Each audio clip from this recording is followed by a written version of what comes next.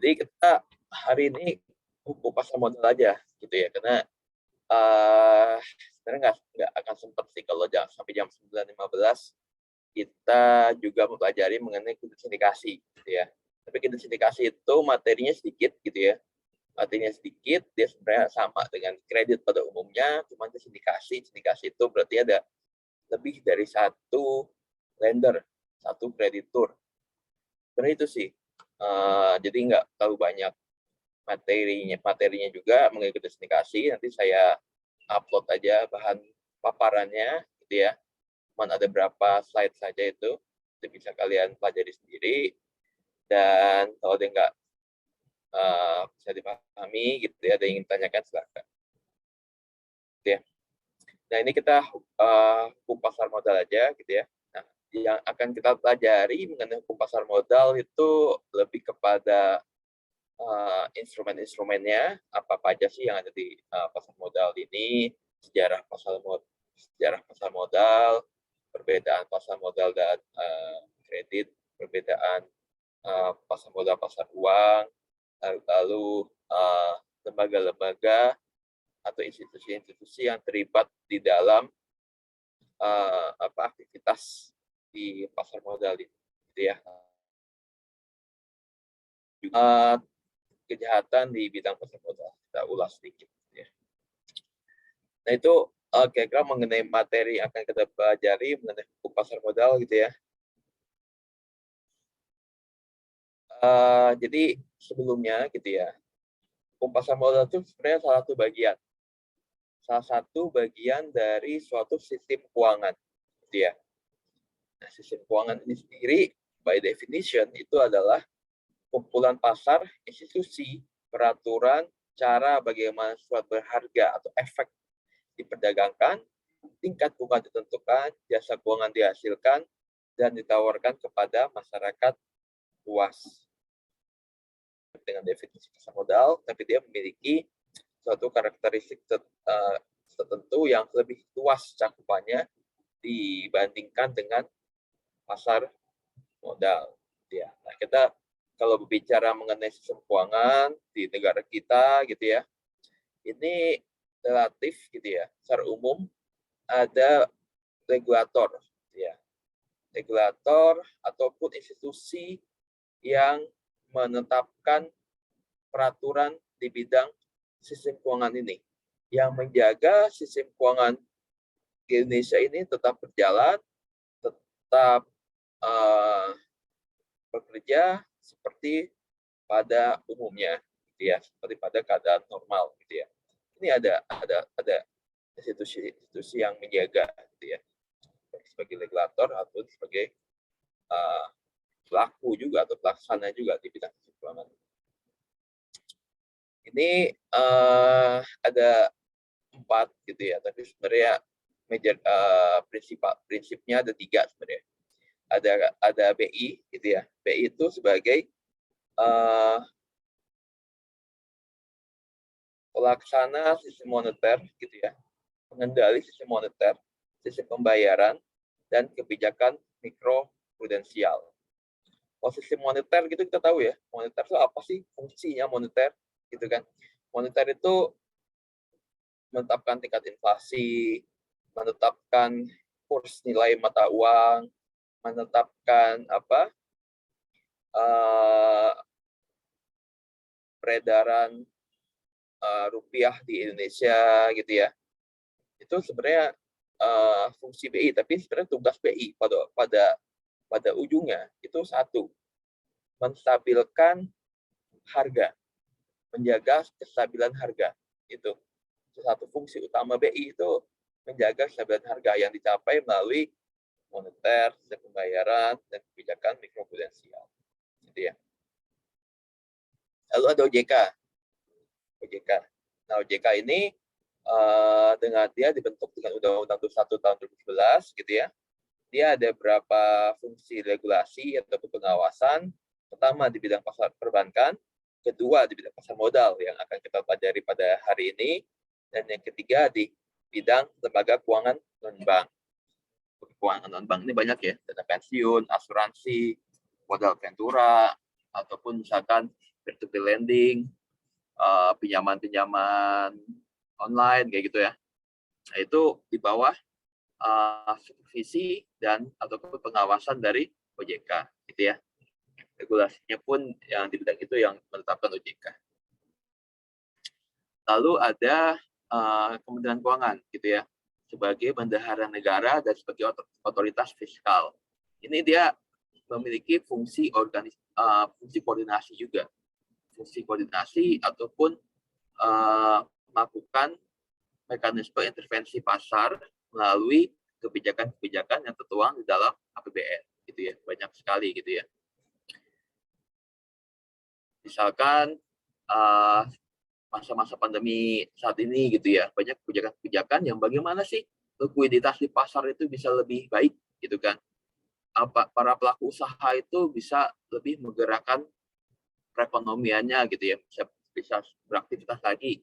Ada misalkan pemberian kredit usaha rakyat, subsidi bunga terhadap para pelaku-pelaku ekonomi gitu ya. Subsidi bunga diberikan kepada perbankan ya, yang untuk bisa membantu para pelaku ekonomi. Itu merupakan beberapa kebijakan Kementerian Keuangan di bidang otoritas fiskal dalam rangka menjaga suatu sistem keuangan gitu ya.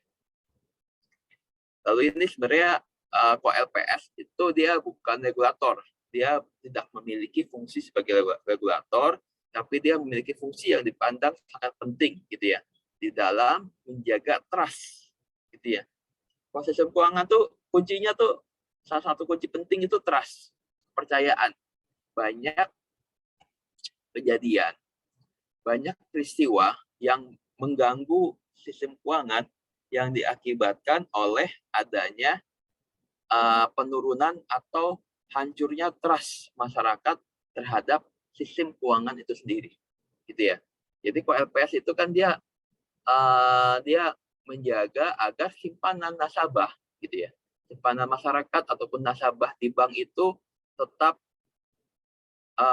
terjaga, gitu ya. Jadi misalkan ada bank-bank sedang ada kesulitan likuiditas segala macam, terus ketika ada penarikan uang dari nasabah di banknya, itu ketika banget secara likuiditas tidak mampu untuk menanggulangi gitu ya, tidak mampu untuk memberikan sejumlah dana yang ditarik oleh nasabah tersebut, maka di sini LPS dia menjaga bahwa kalian aman loh, simpanan kalian loh.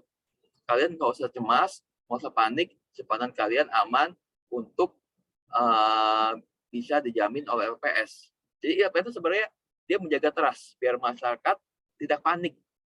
Sebenarnya itu yang mengakibatkan sistem keuangan itu ambruk itu adalah kepanikan masyarakat itu sendiri. Gitu ya. Jadi kalau kita ada dengar berita kayak gitu itu bahaya sebenarnya. Itu berita-berita yang wah ini perbankan kolaps segala macam, itu mengakibatkan men-trigger masyarakat kan, ketika ada perbankan kolaps, masyarakat nih sebagai ataupun nasabah sebagai yang menyimpan uangnya di bank, itu kan cemas, wah uang saya nggak bakal bisa jadi hilang nih. Udah dibanding hilang, tangga-tangga saya pada narikin uangnya di bank semua nih, takut-takut hilang, saya ikutan juga. Nah, ikut-ikutannya itu, kepanikan massal itu yang mengakibatkan sistem keuangan itu kolaps.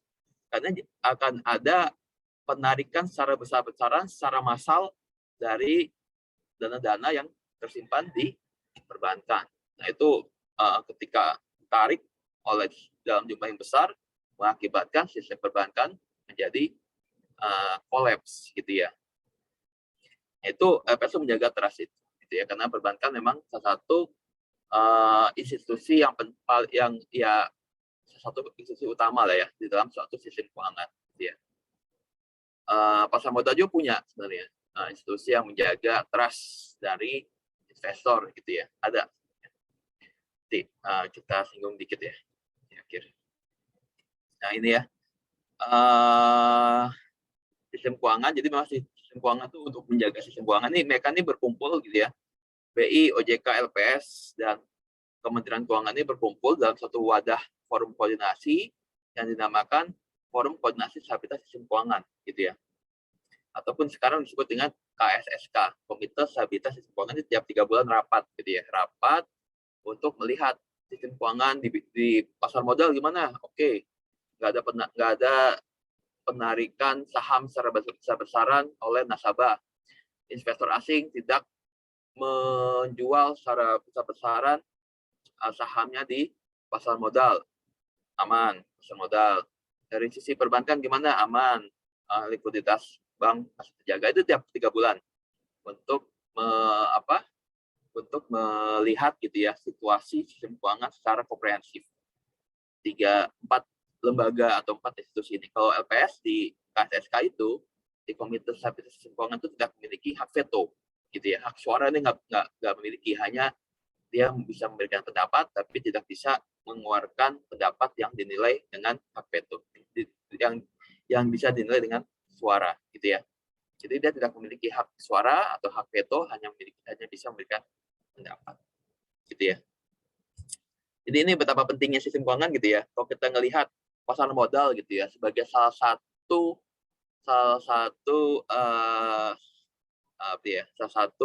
sistem di dalam sistem keuangan gitu ya. Salah satu sistem dalam sistem keuangan pasar modal gitu ya. Kalau kita ngelihat dulu ya, salah satu tragedi sistem keuangan yang paling besar di dunia gitu ya, yang terjadi di Amerika pada tahun 1929, kalian tahu gitu ya. Mungkin kalian pernah dengar juga tuh, 1929. Ada Black Friday, segala macam, Black Thursday, bukan Black Friday, gitu ya. Diskon ya. Ketika itu pasar modal di Amerika tuh ambruk, gitu ya, yang mengakibatkan sistem keuangan di Amerika itu pun ikutan ambruk, gitu ya. Itu dimulai dari pasar modal yang goyah. Karena apa? Karena trust masyarakat, gitu ya. Trust masyarakat sudah nggak ada lagi. Ketika saat itu, gitu ya, kalau gue cerita dikit gitu ya, ya itu setelah Perang Dunia I, likuiditas mengalir ke pasar, perusahaan-perusahaan di Amerika lagi bagus-bagusnya, itu investor di Amerika tuh begitu luar biasa banyaknya membanjiri pasar modal, karena kinerja perusahaan di Amerika pada saat itu lagi bagus-bagusnya. Tapi berapa tahun kemudian, gitu ya, nggak begitu lama sebenarnya, kinerja perusahaan-perusahaan di Amerika tuh kemudian stagnan, gitu ya, stagnan. Ada tercipta beberapa pengangguran, masyarakat nggak mampu lagi untuk membeli barang dan jasa yang dihasilkan oleh perusahaan-perusahaan, sehingga perusahaan-perusahaan pun suplainya menjadi lebih sedikit, profitnya lebih sedikit, stagnan, ataupun ada sedikit penurunan. Akan tetapi, kinerja perusahaan-perusahaan di pasar modal itu terus meningkat, grafiknya terus meningkat, sahamnya terus meningkat, masyarakat terus memburu keuntungan di pasar modal, gitu ya. Saham-sahamnya tuh naik, padahal kinerja sebenarnya dari perusahaan itu stagnan. Jadi grafik yang ada ataupun pergerakan saham yang meningkat di pasar modal itu nggak menggambarkan keadaan yang sebenarnya. Grafik yang meningkat, tapi value dari perusahaan itu sebenarnya stagnan aja ataupun bahkan menurun, gitu ya. Sehingga pada suatu ketika tuh sebenarnya kayak bubble aja gitu, kayak bubble aja. Suatu ketika bubble itu pecah, gitu ya, masyarakat tahu bahwa saham yang dipegang dia sebenarnya nilainya nggak sesuai dengan value yang sebenarnya, gitu ya. Panik, berbondong-bondong menjual sahamnya di pasar modal, sehingga menyebabkan crash, menyebabkan krisis di pasar modal. Itu pada suatu hari, gitu ya, ada belasan juta saham yang dijual dalam tempo berapa jam saja, gitu ya.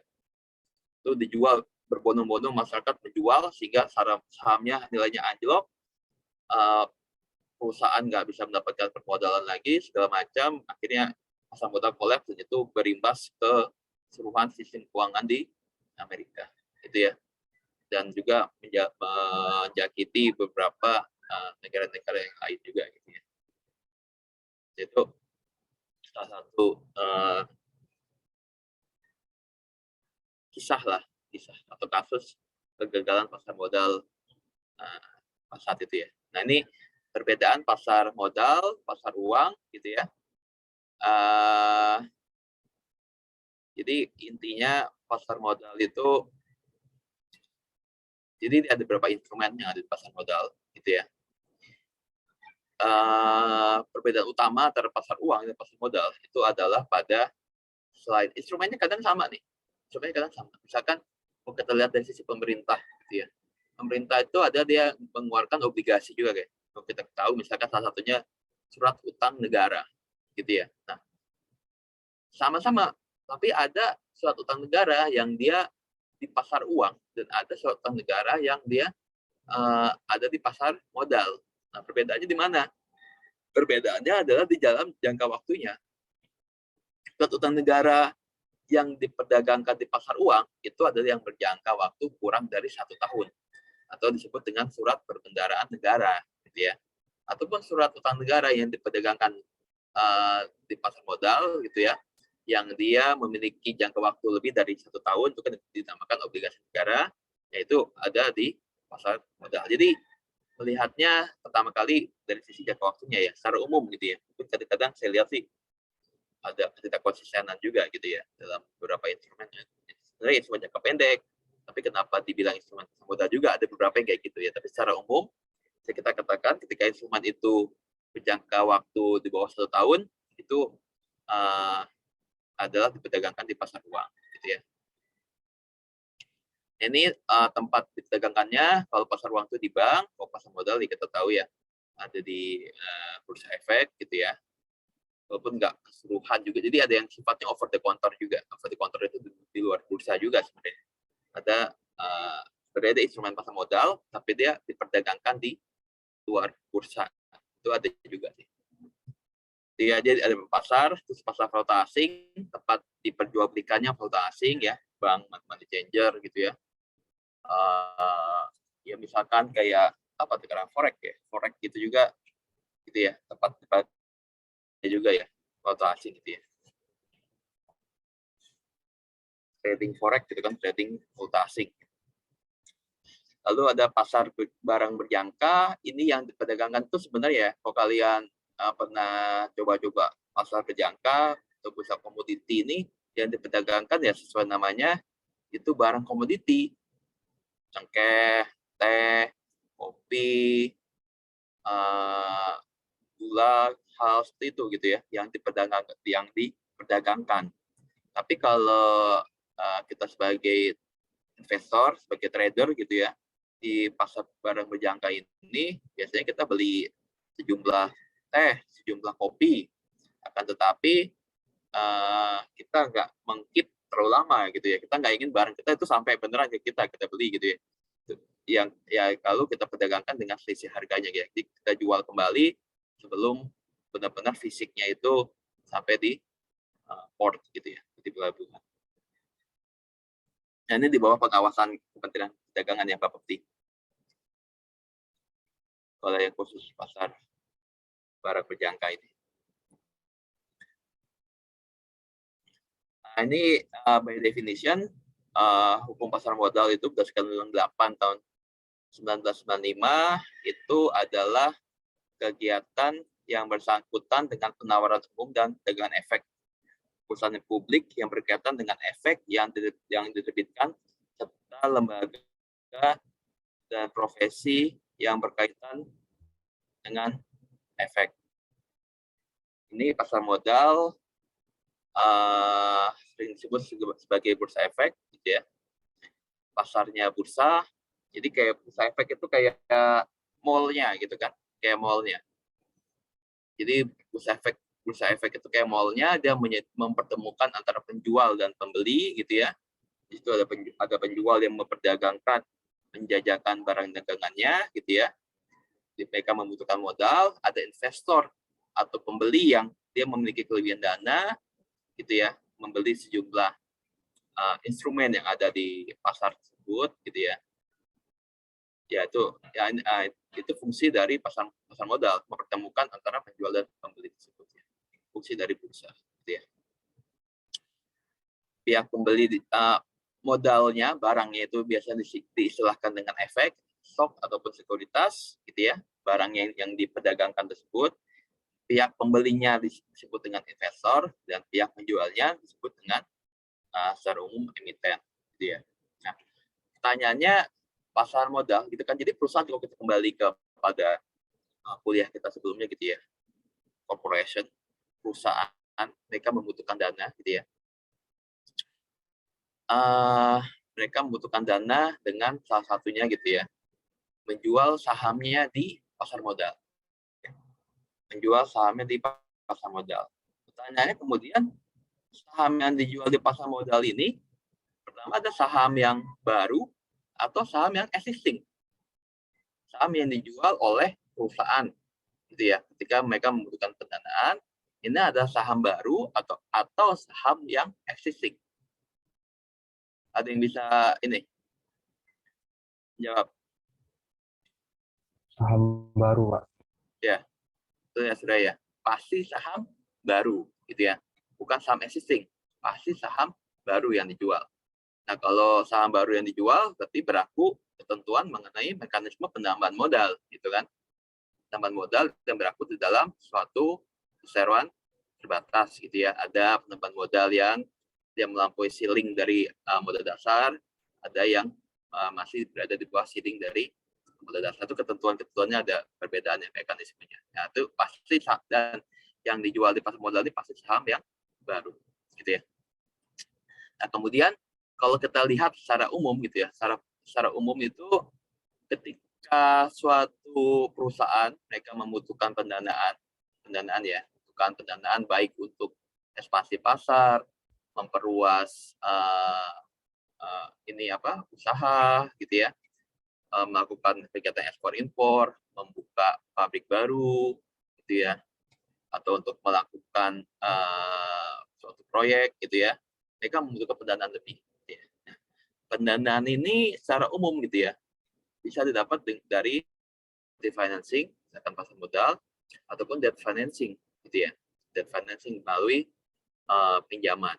Itu sebenarnya bisa dari leasing, tapi leasing itu bisa jarang dilakukan ya. Mereka menyewakan sejumlah barang mereka, barang ini mereka untuk mendapatkan sejumlah dana, tapi biasanya jarang nih, hanya perusahaan tertentu saja melakukan kegiatan ini gitu ya, menyewakan untuk mendapatkan dana. Jadi secara umum perusahaan itu mendapatkan pendanaan lebih di luar internal mereka gitu ya.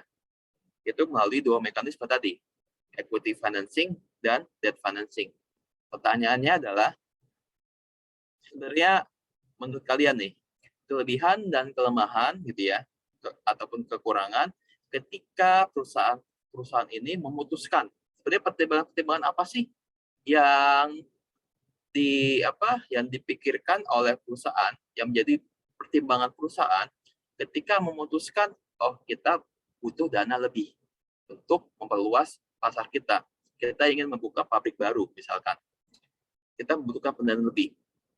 Either kita mendapatkan pendanaan dari pasar modal ataupun kita melalui penerbitan tadi ya, surya penerbitan saham baru gitu ya, penerbitan modal melalui penerbitan saham baru, atau kita melakukan pinjaman, kita melakukan debt financing melalui kita minjam dari perbankan misalkan kayak gitu.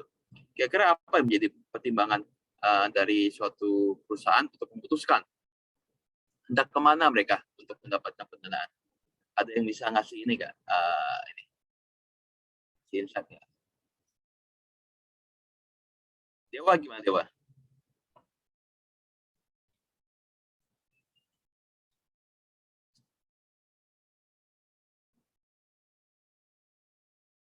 Gimana Wah? Dewa? Sebelumnya tadi Erika udah masuk belum?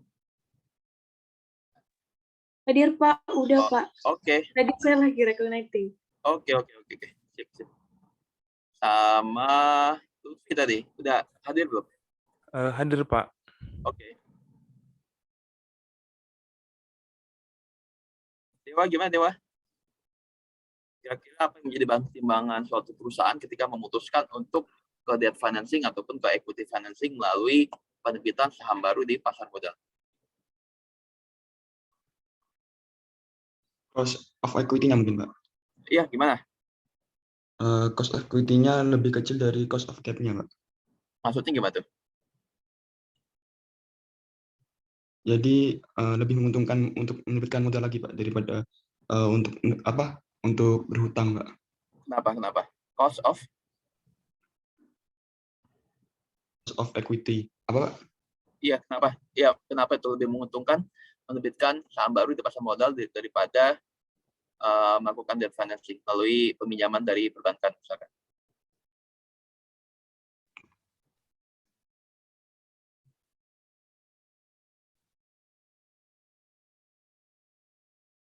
Tadi gimana Pak? Tadi lebih menguntungkan menerbitkan saham baru karena apa?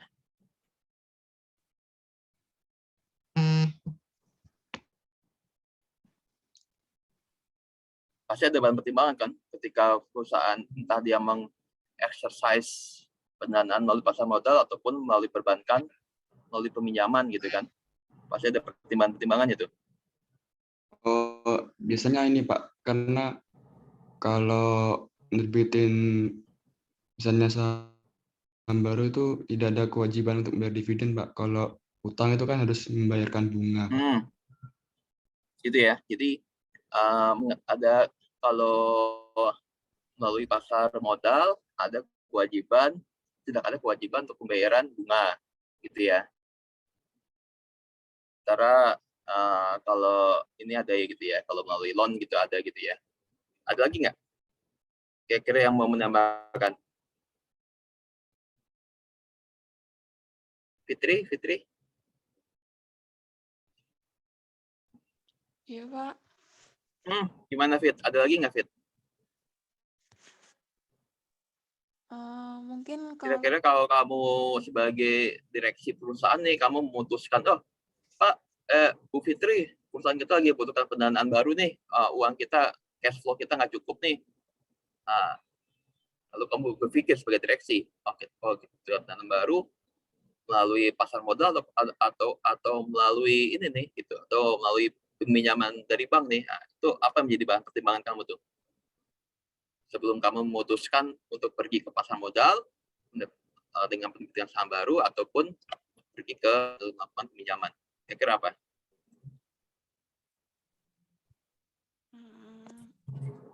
mungkin kalau itu Pak, kalau saham kan ada kalau hutang itu ada jangka waktunya gitu. Kalau saham kan nggak ada jangka waktunya gitu. Oke, jadi kalau ada jangka waktunya apa? Maksudnya kalau utang kan ada jatuh temponya gitu, Pak. Kalau itu tadi yang disampaikan oleh Dewa ya, ada kewajiban yang harus dibayarkan gitu ya. Tadi ada bunga, kalau ada bunga ya tentu saja ada yang harus dikembalikan juga ya. Selain bunga, pokoknya harus dikembalikan, ada jangka waktu tertentu gitu ya. Pasar modal nggak ada kewajiban untuk melakukan pembayaran kembali gitu ya. Selain itu ada nggak sih kelemahan atau kelebihan pasar modal gitu ya? Kita lihat tuh perbankan tuh salah satu tempat yang tetap menjadi tempat yang menarik nih gitu ya bagi perusahaan untuk dia bisa melakukan penambahan dana gitu ya selain pasar modal gitu kan. Bahkan kalau kita lihat mungkin secara ini apa ya, secara kuantitatifnya pasti lebih banyak perbankan perusahaan yang melakukan pinjaman kepada perbankan dibandingkan ke pasar modal gitu ya. Kira-kira kenapa tuh? Ataupun ada nggak sih kelebihan atau kelemahan lain dari pasar modal yang menjadi bahan pertimbangan, oke kita jangan ke pasar modal deh, kita ke perbankan aja. Kira-kira apa?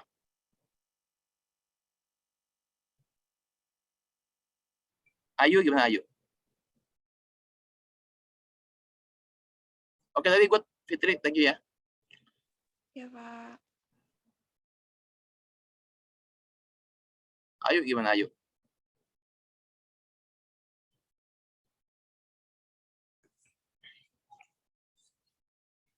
Mana Ayu nih? Jangan masih lagi masak buat sarapan deh. Hadir, Pak. Apa gimana yuk?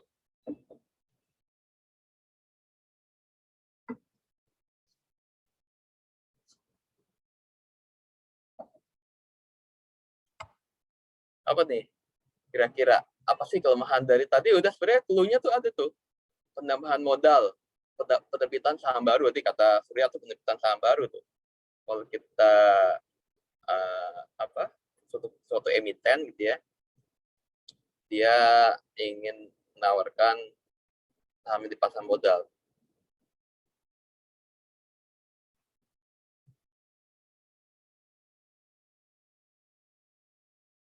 Dandi gimana Dandi?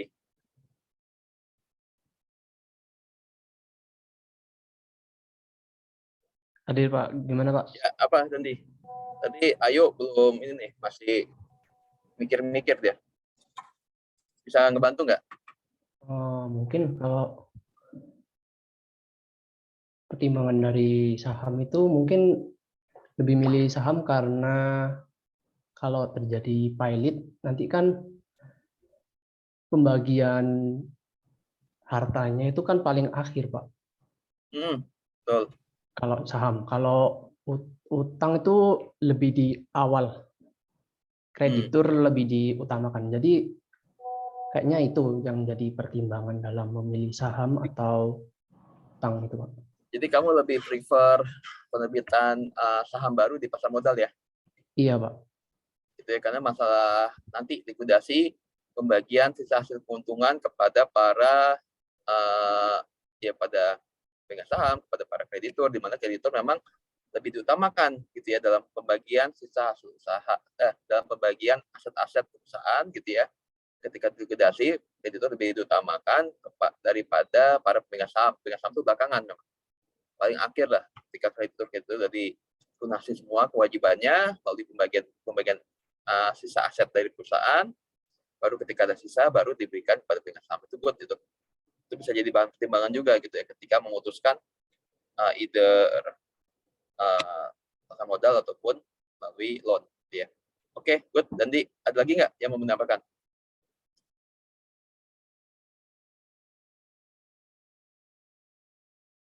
Buku. Ada lagi nggak? Itu udah good tadi tuh. Ada tadi mengenai likuidasi, terus tadi mengenai adanya kewajiban kalau pakai loan atau pakai debt financing, ada kewajiban bunga, ada kewajiban pembayaran pokok gitu ya, yang bisa membebani perusahaan di masa mendatang gitu kan. Good tadi itu. Ada lagi nggak? Gimana buku? Hampir sama kayak Dandi sih, Pak. Gimana? Cara yang beda dong. Jangan cara yang sama, cara yang beda, cara yang beda. Bentar, Cara yang Pak. beda. Bentar. Apa yang beda? Cara yang beda apa?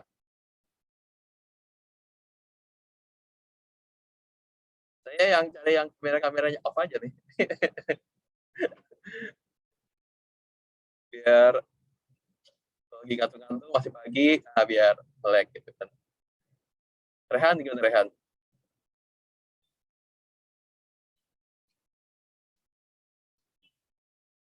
Gimana Han?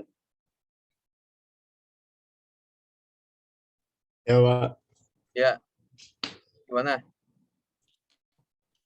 apa ya? Mungkin apa itu Pak? Meningkatkan nilai perusahaannya mungkin Pak. Apa gimana tuh? Aduh, gimana ya Pak? Itu mangkil dulu sih Pak. Lupa saya Pak. Meningkatkan nilai perusahaan kalau ngapain?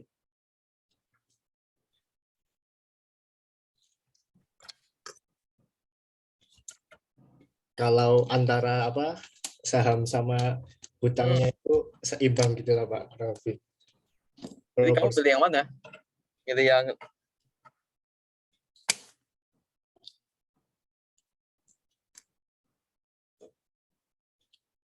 kenapa dia meningkatkan nilai perusahaan ini? Meningkatkan nilai perusahaan yang melalui pasar modal atau melalui pinjaman nih?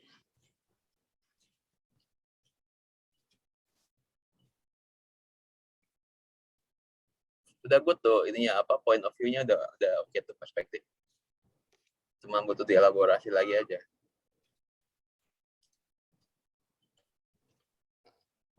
Apa ya Pak?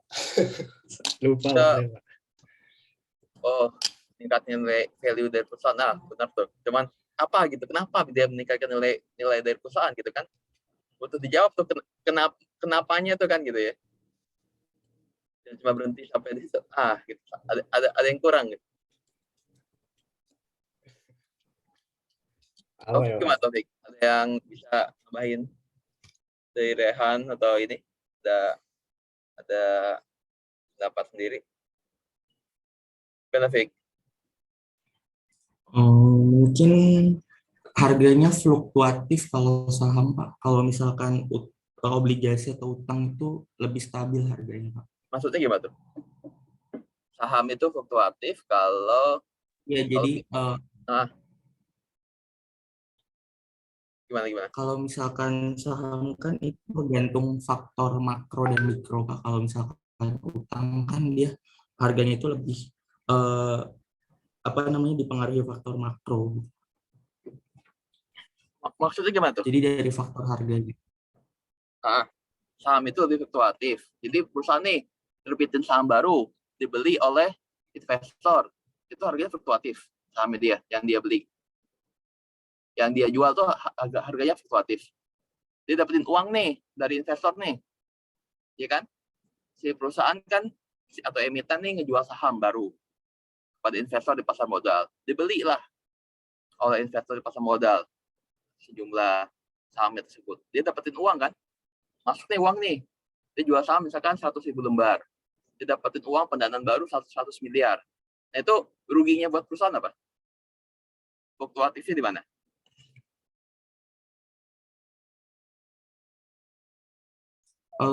Kedepannya kali ya, Pak.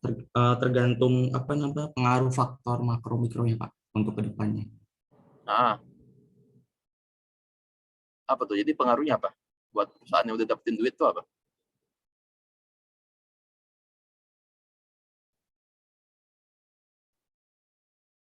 Kalau utang? Mungkin karena kalau utang Fik? Kalau utang mungkin lebih stabil, Pak. Lebih dipengaruhi suku bunga dan inflasi. Oke, tapi dia bisa berubah juga nggak bunga dari utang? Kan kadang-kadang tuh lebih banyak fix. Bisa, Pak. Cuman kalau saham kan bisa, tapi nggak ini saham gitu ya. Tapi buat itu menarik tuh. Tapi kalau buat perusahaan yang udah dapetin dananya tuh ada terlalu pengaruh nggak sih sebenarnya sahamnya dia? Atau misalkan lebih pengaruhnya fluktuasi harganya saham itu lebih antara investor-investor.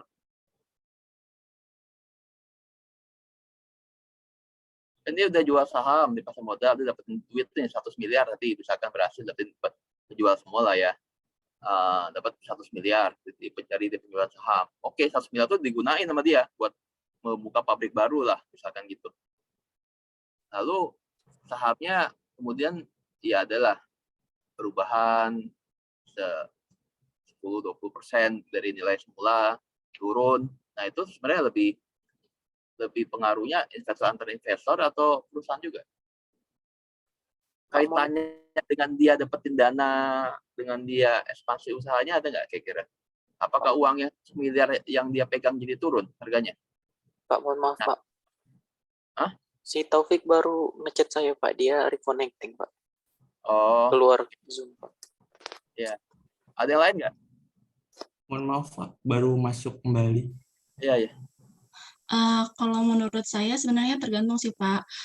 Kalau seingat saya juga, kalau untuk mencari pendanaan yang dalam jangka yang panjang dan dalam kebutuhan yang sangat besar, lebih prefer sama saham. Tapi kalau untuk yang cepat itu lebih gampang pakai yang utang. Karena lebih gampang didapatkan untuk utang.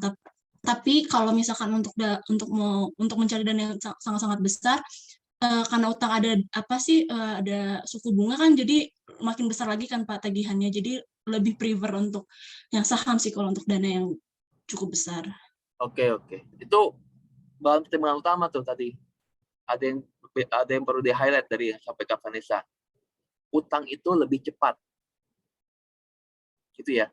Dari sisi waktu, dari sisi proses, dia tuh jauh lebih cepat dibandingkan penerbitan saham baru di pasar modal.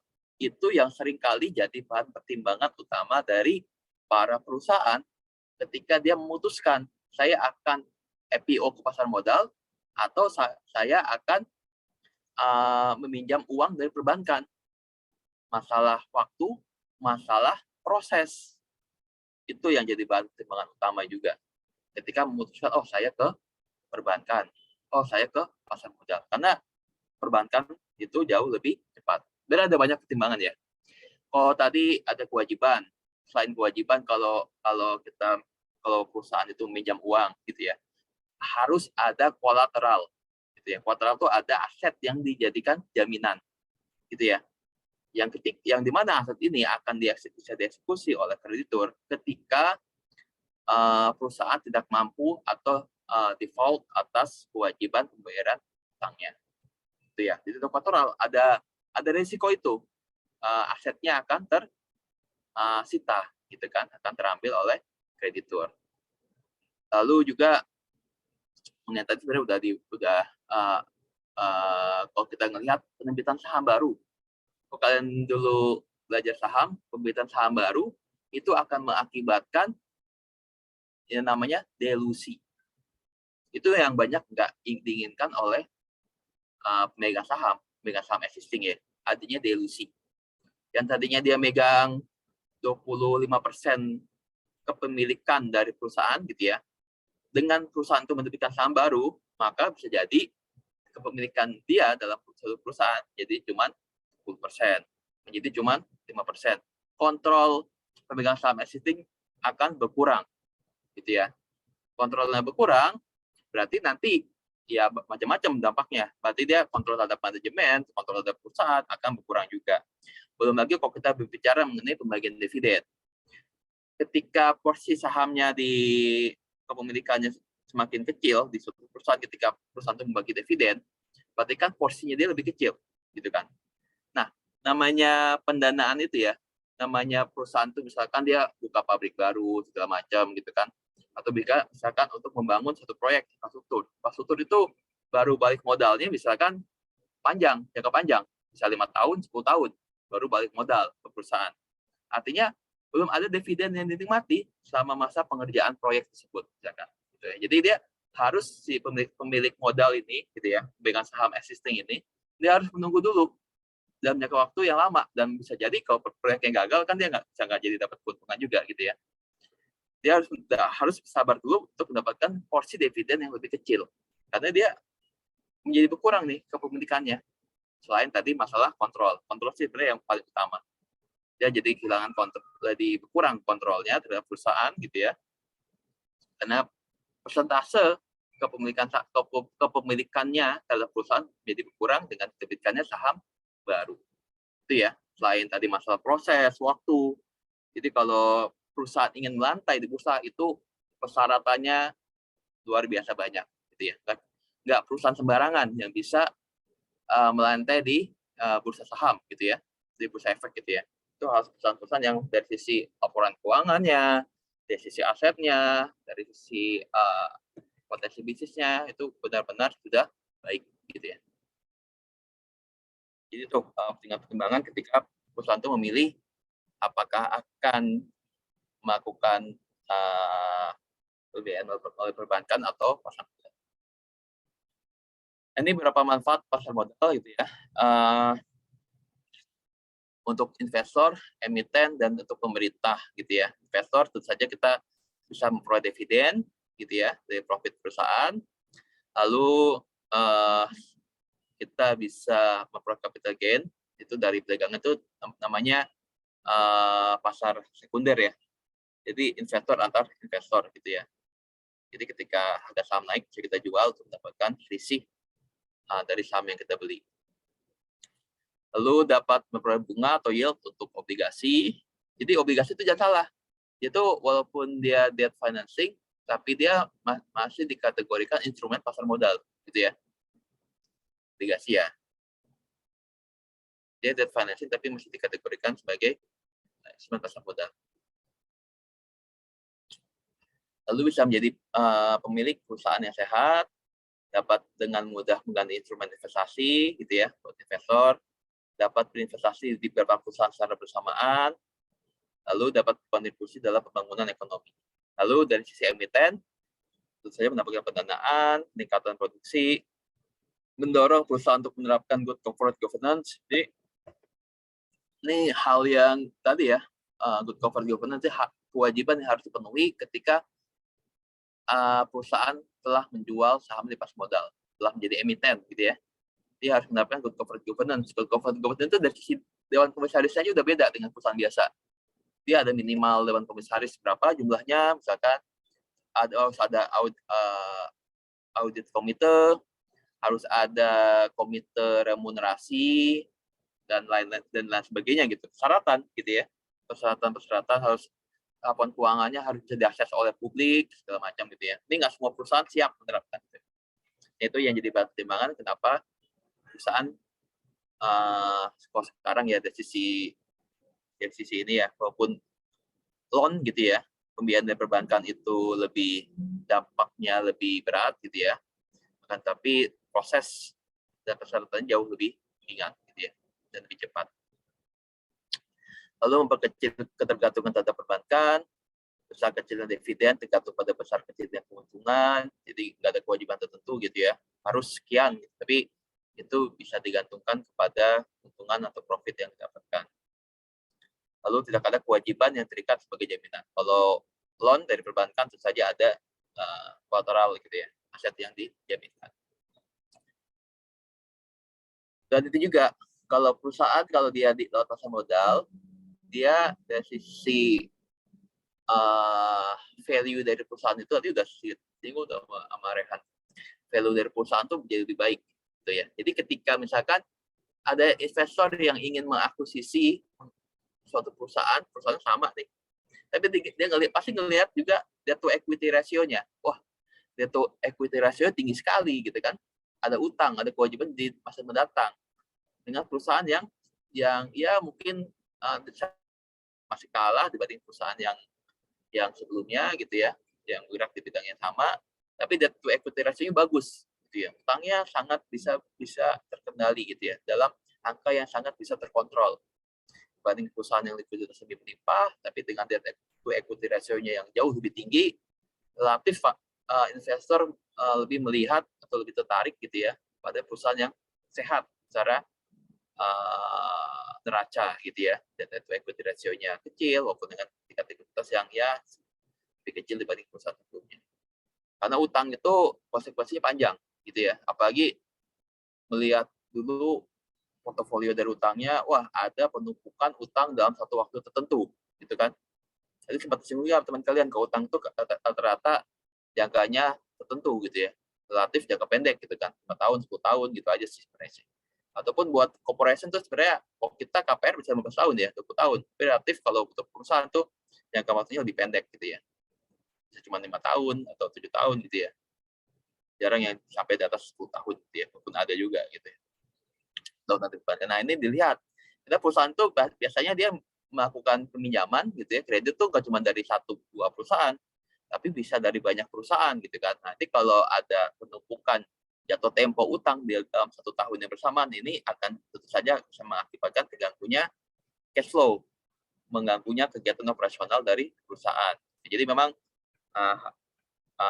harus hati-hati gitu ya, ketika perusahaan itu melakukan peningkatan pendanaan melalui debt financing ya. Lalu dari sisi untuk pemerintah, dia mendorong perkembangan pembangunan, tentu saja gitu ya, mendorong kegiatan investasi, menciptakan kesempatan kerja gitu ya. Dengan perusahaan mendapatkan pendanaan dari pasar modal, diharapkan dia bisa ekspansi usaha, membuka pabrik baru dia menciptakan lapangan kerja, memberikan upah pada pekerja, meningkatkan konsumsi di dalam masyarakat, ya. Akhirnya konsumsi masyarakat meningkat, supply atas atau kebutuhan atas barang dan jasa juga meningkat, akhirnya itu menciptakan multiplier effect ya. Demand masyarakat terhadap barang dan jasa meningkat, perusahaan produksi yang meningkat, membuka pabrik baru, terus berputar kayak gitu ya. Gitu ya. Apalagi kalau perusahaan-perusahaan itu banyak yang kemudian meluaskan usahanya melalui ekspor ke luar negeri kayak gitu ya, menciptakan devisa untuk negara, memperkuat mata uang rupiah gitu ya terhadap mata uang asing dan lain sebagainya gitu ya. Lalu meningkatkan perpajakan juga gitu tentu saja, apalagi namanya dagang saham gitu misalkan gitu ya. Antar investor di pasar sekunder aja gitu ya, investor gitu ya, menjual saham, membeli gitu ya, jual lagi, membeli gitu ya, itu ada pajaknya gitu kan. dikenakan pajak gitu kan. Itu tentu saja semakin aktif suatu pasar modal, suatu bursa gitu ya. Ini peningkatan penerimaan perpajakannya untuk pemerintah semakin meningkat juga. Lalu indikator perkembangan ekonomi nasional tentu saja ya, semakin banyak produksi barang dan jasa yang dihasilkan oleh perusahaan gitu ya, dengan pendanaan, karena pendanaan mereka semakin besar gitu ya. Tentu saja secara GDP pun suatu negara akan semakin meningkat juga. Lalu ada beberapa dasar hukum mengenai pasar modal gitu ya. Yang utama sih Undang-Undang 8 tahun 1995 gitu ya, tentang pasar modal dan lain sebagainya gitu ya. Bisa kalian baca sendiri.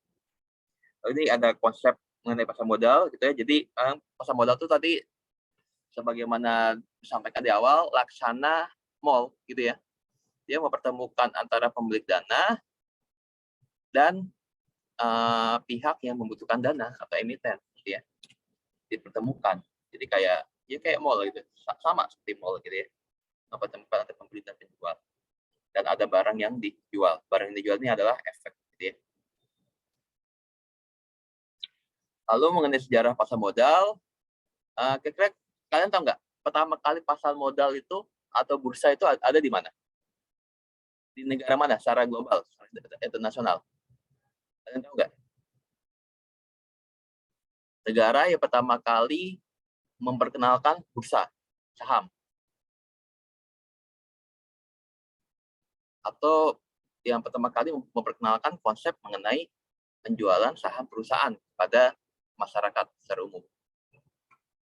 Kalian tahu nggak negara mana?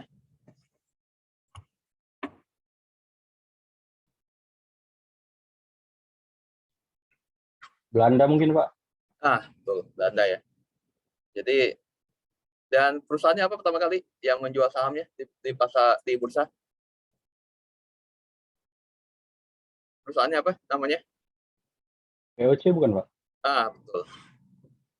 VOC itu adalah perusahaan yang pertama di dunia gitu ya, yang diakui oleh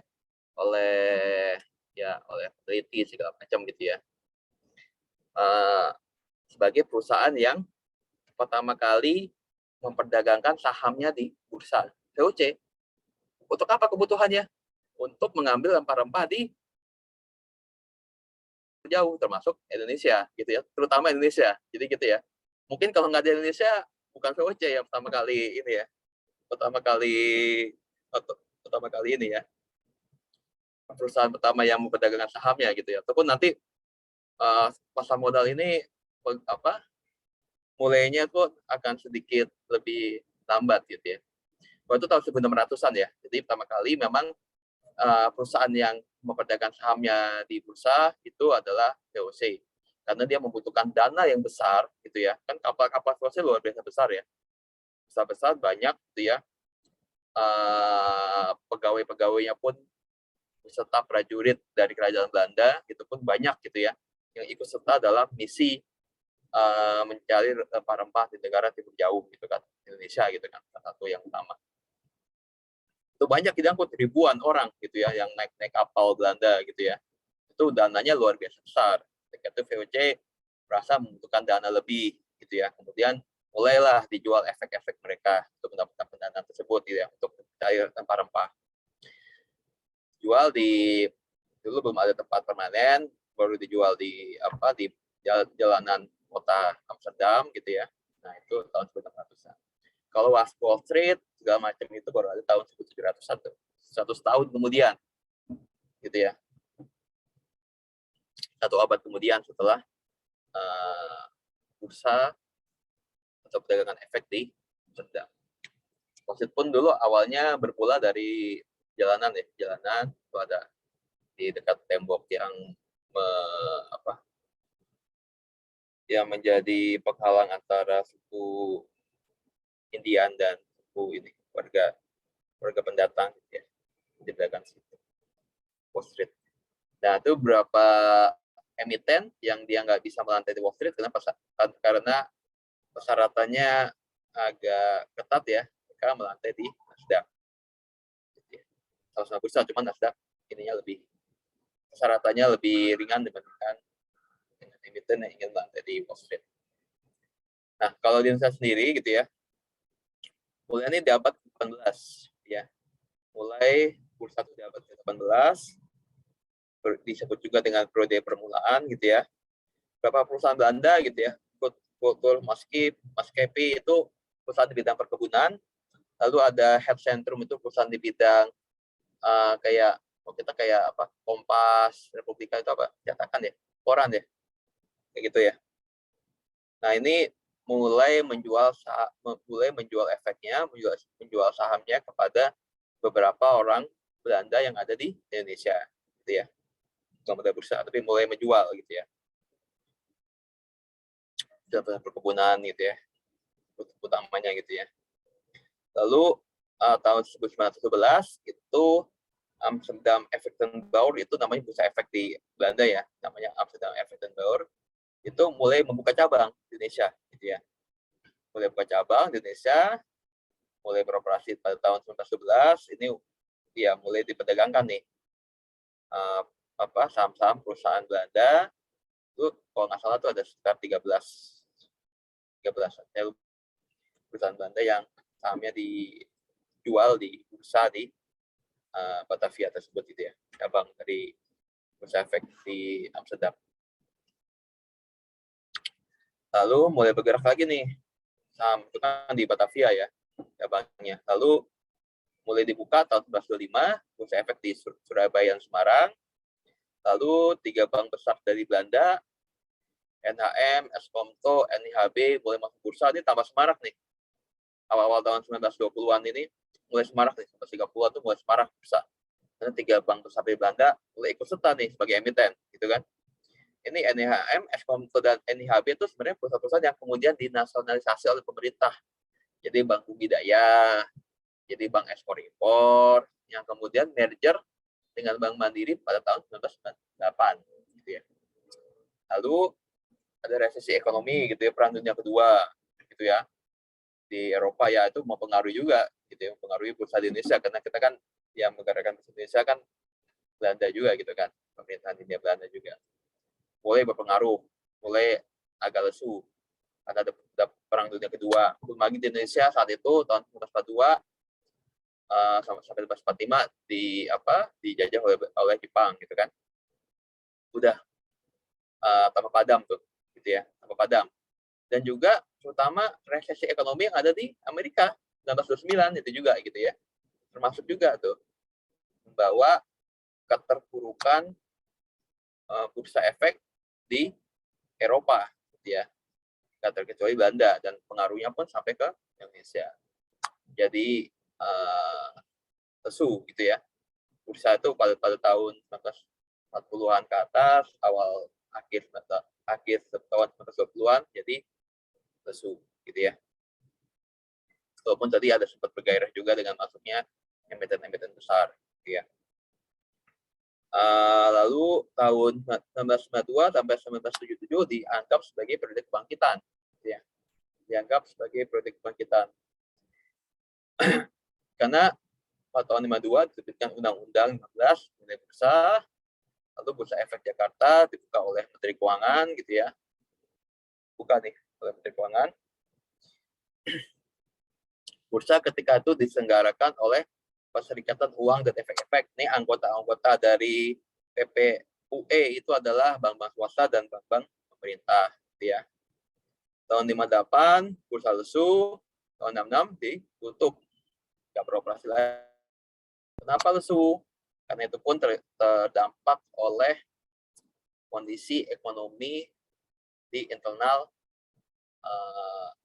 negara kita, gitu ya. Jadi lebih pada faktor internal, gitu ya. Setelah tahun 50-an. Kita tahu kan pernah kita terjadi inflasi di Indonesia, saya lupa tahun 60-an awal ya, apa masalah ya. Itu sampai 650% inflasi. Itu ya. Bisa bayangkan 650%, 100% aja kita beli misalkan beli gado-gado 20.000, itu jadi harganya 2 juta gitu kan, kalau 100% gitu kan, itu sampai 650% inflasi yang pernah terjadi di Indonesia.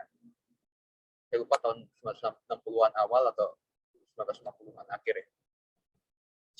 Inflasi, karena itu juga dulu kita kenal namanya ada Gunting Safruddin. Dia mata uang tuh uang rupiah tuh dipotong 2 kan. Gunting Safruddin. Yang setengah nilainya jadi nilai setengah dari mata uang tersebut untuk ini ya, untuk memotong inflasi ya, setengahnya lagi jadi obligasi gitu ya. Bukan belajar sejarah tentang uang Indonesia gitu kan. Masih kenal lah namanya Gunting Safruddin. Lalu mengenai tahun 1990 kita ada pembukuan uang di bank.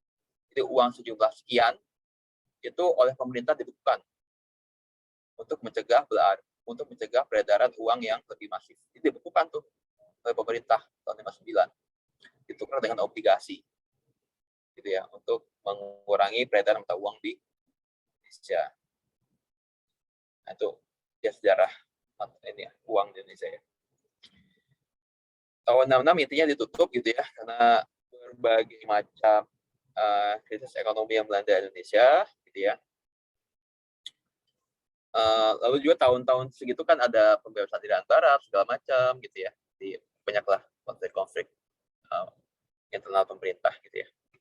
Lalu tahun 1977, tahun 1987 dianggap sebagai periode pengaktifan kembali. Tahun 72 dibentuk Badan Pembina Pasar Uang dan Pasar Modal, gitu ya. Badan Pembina atau Bapak PUM ini adalah yang menyelenggarakan bursa, gitu ya, yang menyelenggarakan bursa. Tahun 77 bursa kembali diresmikan oleh Presiden, tapi pasar modal tetap cenderung sepi. Ini kalau baca di historinya selama 10 tahun gitu ya, dari tahun 77 sampai tahun 87 itu cuma beberapa emiten aja yang melantai. Cuma belasan emiten yang melantai di pasar modal. Sepi gitu ya, saking sepinya gitu ya. Gak ada emiten yang tertarik dan gak ada investor pun yang tertarik gitu ya. Jadi sepi gitu ya. Lalu tahun 87 tahun 1995 karena sepinya pasar modal di Indonesia gitu ya. Lalu diadakan paket deregulasi gitu ya. Paket persatuan laba minimum untuk perusahaan-perusahaan ingin melantai di bursa menjadi dihapuskan. Jadi nggak ada harus memenuhi laba minimum terlebih dahulu untuk bisa melantai, dihapuskan. Lalu saham atas nama diganti menjadi saham atas unjuk untuk memudahkan transaksi atau perdagangan di bursa.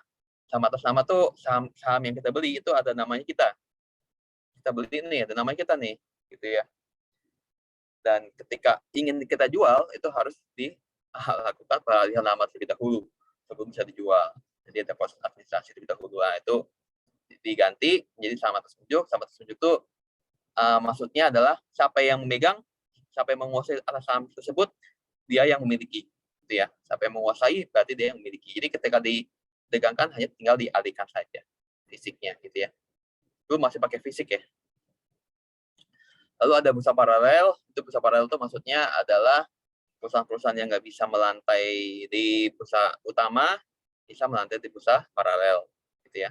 Lalu hapus batas maksimal fluktuasi. Dulu fluktuasi itu dibatasi cuma 4% gitu ya. Jadi di atas 4% kalau pergerakan sahamnya di atas 4% gitu ya, itu langsung di-freeze. Nggak bisa lagi bergerak itu sahamnya, freeze gitu ya. Kalau lalu dihapuskan jadi nggak ada. Walaupun sekarang kalau nggak salah ada lagi gitu ya, tapi sekitar 10% gitu ya.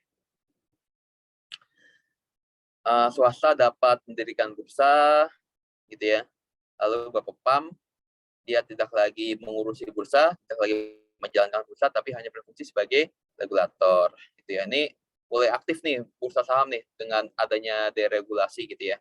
Itu diaktif, emiten-emiten banyak yang masuk, lalu pun investor baru pun banyak yang masuk gitu ya. Lalu tahun 1995 ini era baru dengan diundangkannya Undang-Undang 8 tahun 95 mengenai pasar modal gitu ya. Kalau sekarang nih kalau saya lihat nih ya sebenarnya era baru juga nih pandemi ini ya. Jadi pertumbuhan investor di pasar modal tuh sampai karena pandemi ini ya sampai dengan 40% atau 50%. Jadi luar biasa besar gitu ya. Kenaikan jumlah investor baru gitu ya. Tapi kalau nilai ekuitasnya nggak tahu juga sih. Tapi ya lebih besar nih. Sampai sejauh mana saya belum lihat juga. Tapi kalau dari sisi persentase investor baru tuh luar biasa besar gitu ya. Dengan adanya pandemi gitu ya. Nah, Dulu saya pernah ikut juga nih pelatihan pasar modal lah, udah agak lama, beberapa tahun yang lalu gitu ya. Pernah ketemu dengan beberapa orang gitu ya, yang orang-orang lama yang dia investasi pasar modal, itu mereka cerita, wah sekarang enak ya,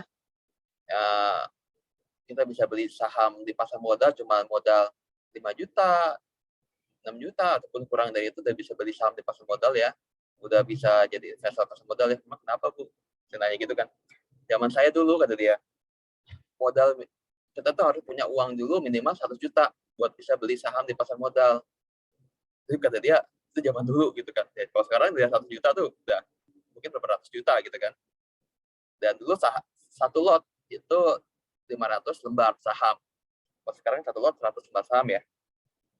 Dan dulu untuk bisa beli itu harus minimal ada sekian puluh lot gitu ya, untuk bisa beli saham gitu ya. Nggak segampang sekarang gitu ya. Dengan modal minimal kita bisa jadi investor di pasar modal. Nah, zaman dulu gitu ya, modalnya harus jauh lebih besar gitu ya.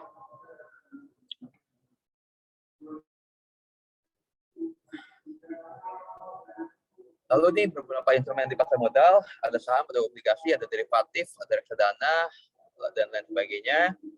Saham ada saham biasa, saham preferen, gitu ya. Walaupun saham preferen itu sebenarnya nggak umum diperdagangkan di pasar modal. Jadi suatu perusahaan itu ketika ia ingin melakukan penambahan dana, gitu ya, dengan melakukan pembibitan saham baru, itu nggak melulu melalui pasar modal, tapi dia bisa melalui private placement.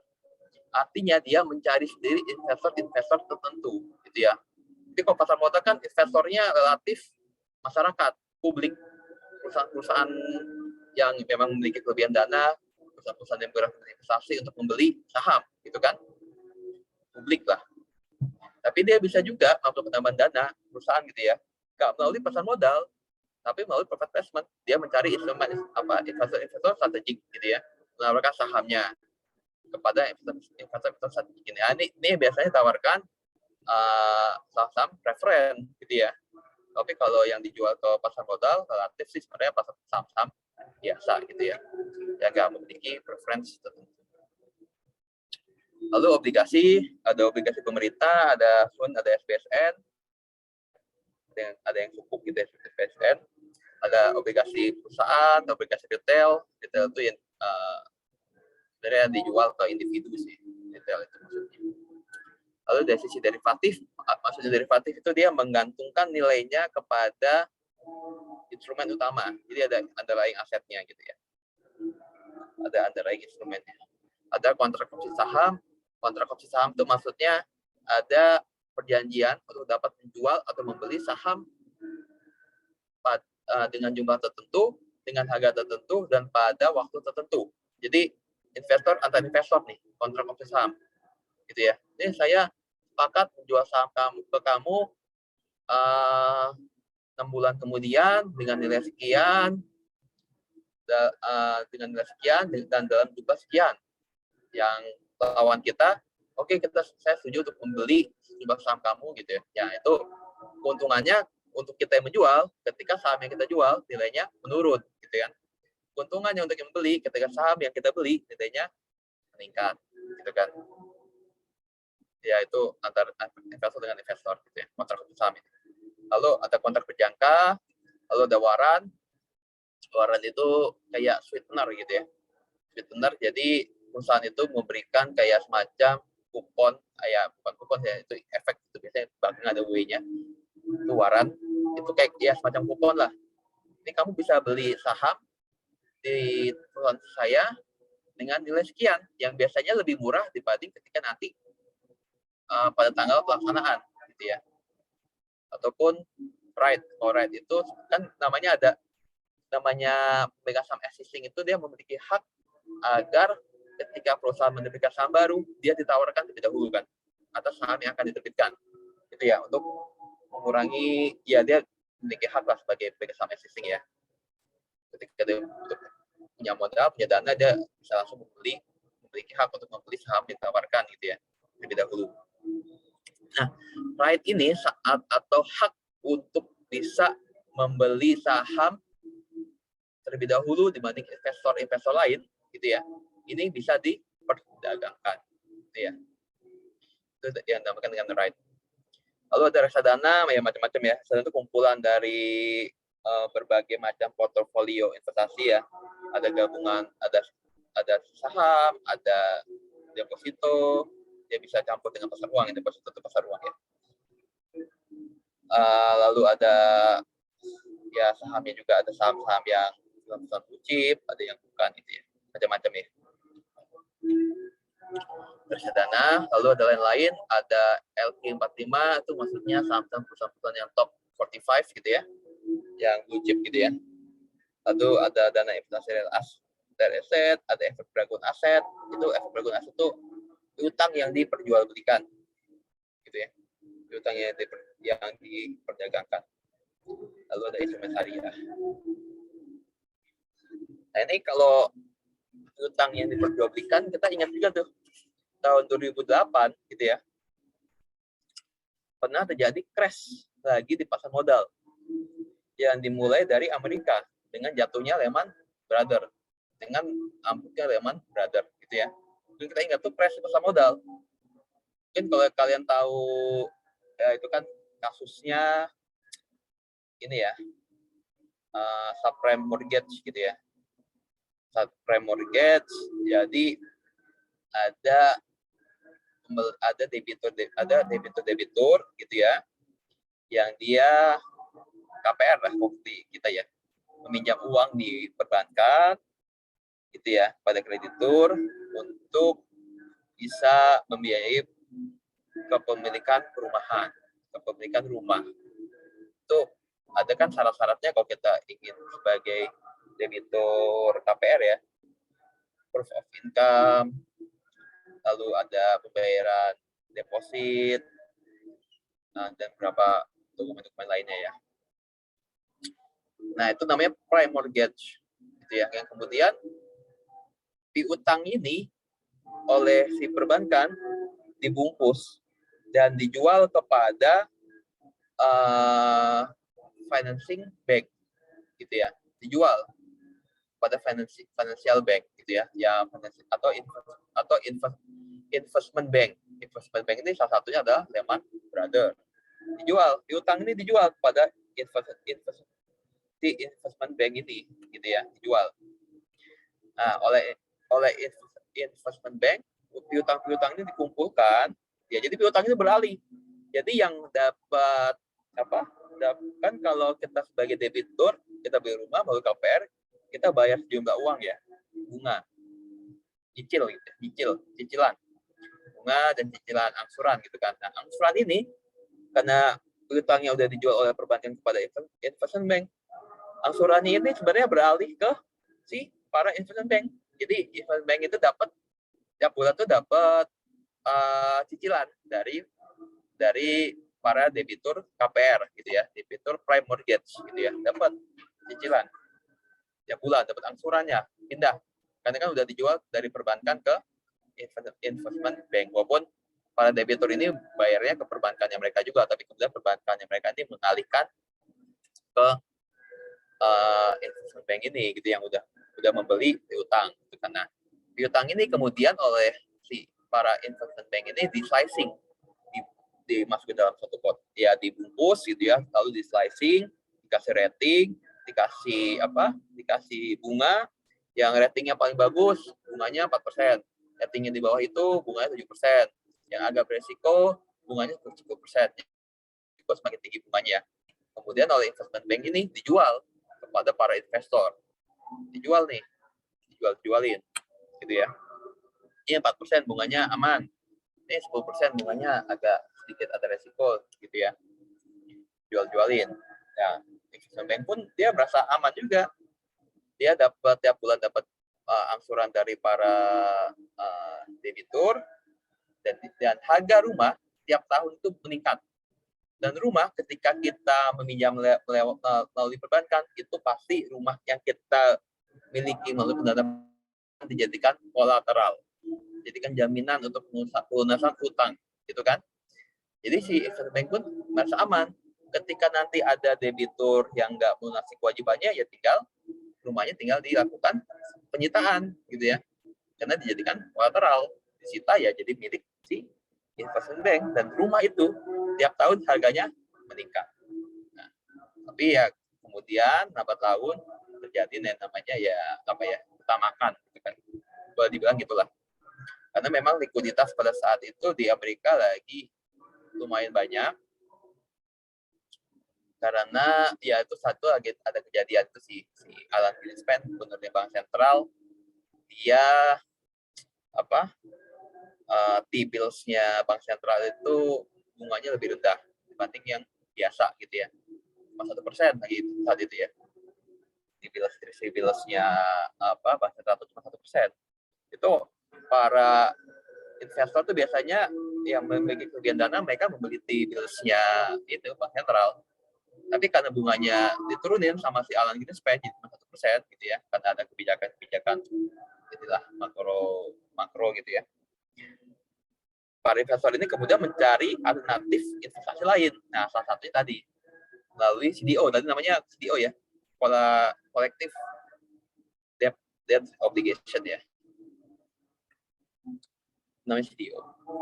Nah itu karena tadi menguntungkan gitu ya, dan resikonya rendah, kemudian para investor ini minta lagi kepada investment bank, ada lagi nggak nih si CDO ini, ada lagi nggak, kasih ke kami dong, kami pengen beli nih, karena kan bunganya 4%, itu ya yang paling aman, atau 7% yang dibandingkan kita beli T-bills ya cuma 1%, ya mendingan beli CDO inilah gitu kan. Minta lagi ke investment bank merasa udah dikit nih CDO saya udah mau habis.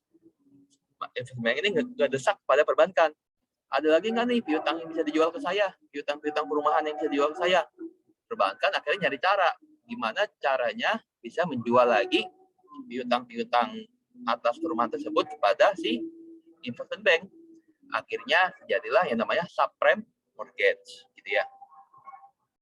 Kalau tadi beli rumah harus ada proof of income, harus ada dokumen persyaratan, harus ada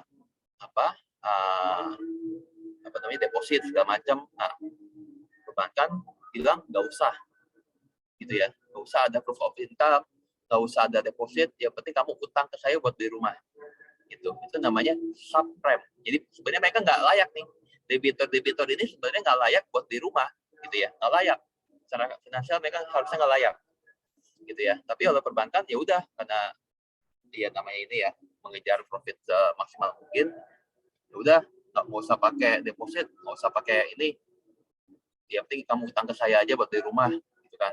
Akhirnya banyak debitur yang tadi sebenarnya nggak eligible, akhirnya mereka berutang kepada perbankan untuk beli rumah. Itu sebenarnya hanya menciptakan bom waktu ya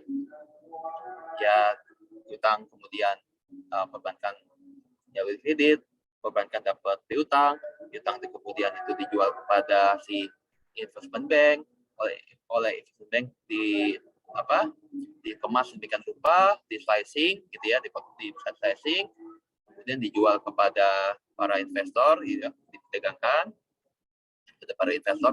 Akhirnya tapi ya itu tadi, itu semacam bom waktu ya. 1-2 debitur akhirnya gagal bayar, kemudian merembet ke yang lain pada gagal bayar, akhirnya si investment kan harusnya dapat angsuran nih tiap bulan atas pembayaran kredit oleh para debitur gitu kan, para debitur perumahan. Akhirnya mulai sedikit nih aliran uang yang ke si investment bank. Pada investment bank dia buat beli utang kepada perbankan tadi ya, beli utang KPR-nya pada perbankan itu melalui utang gitu ya. Jadi ketika alirannya semakin sedikit gitu ya, akhirnya ketika gagal bayar kan apa yang terjadi? Rumah tersebut akan disita gitu kan, rumah disita. Tapi kalau cuma 2-3 debitur yang gagal bayar rumah disita, itu masih oke. Tapi ini kemudian terjadi banyak debitur yang gagal bayar dalam waktu yang kurang lebih berdekatan. Akhirnya apa yang terjadi? Di pasar terjadi kelebihan suplai rumah.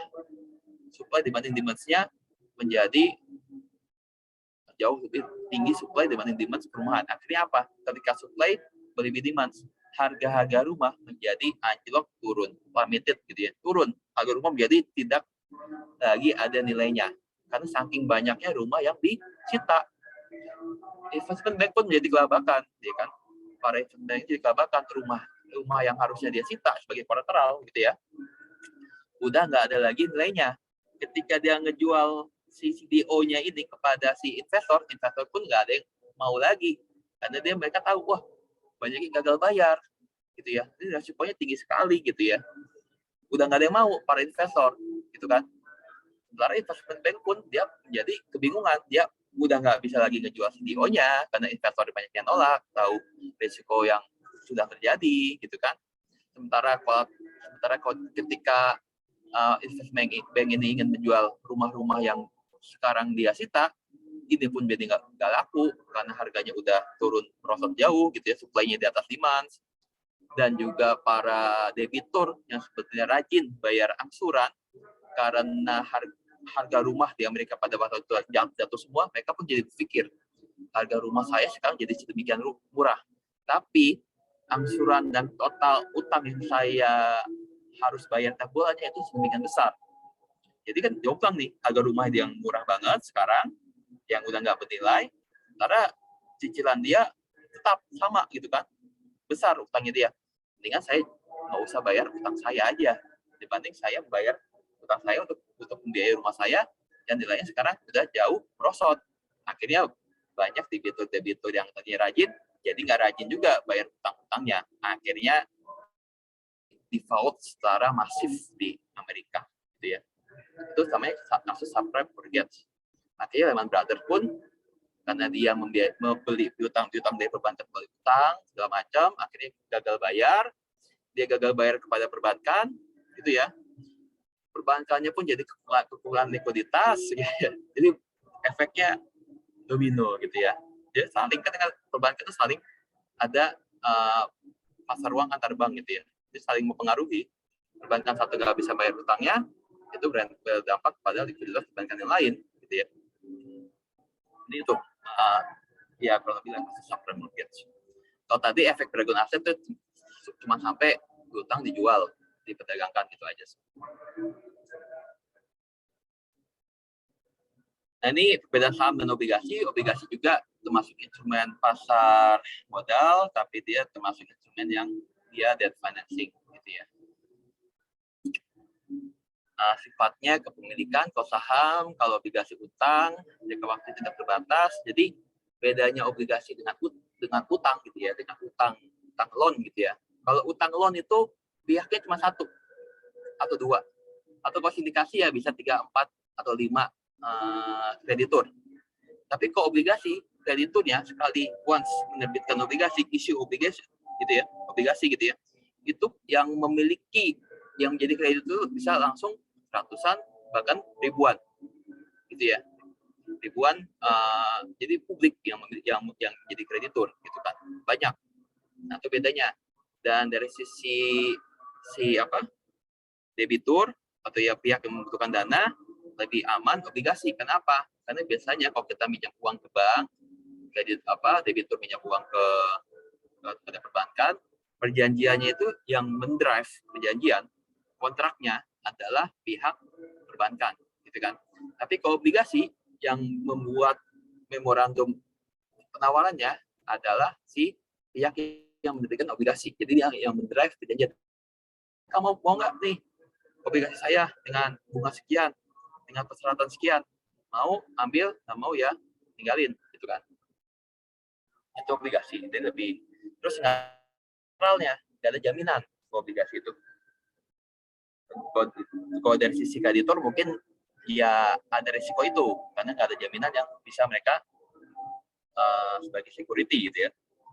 Tapi kalau dari sisi debitur itu lebih safe karena nggak ada jaminan nggak ada aset yang harus dijadikan jaminan, gitu ya.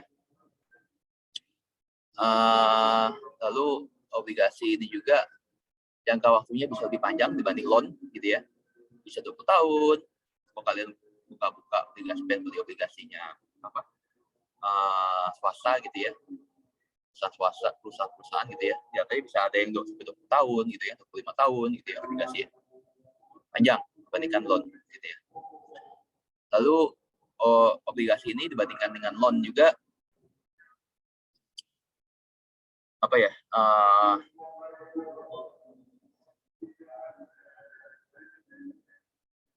Ya mungkin kurang lebih itu sih ya, dibandingkan dengan loan ya.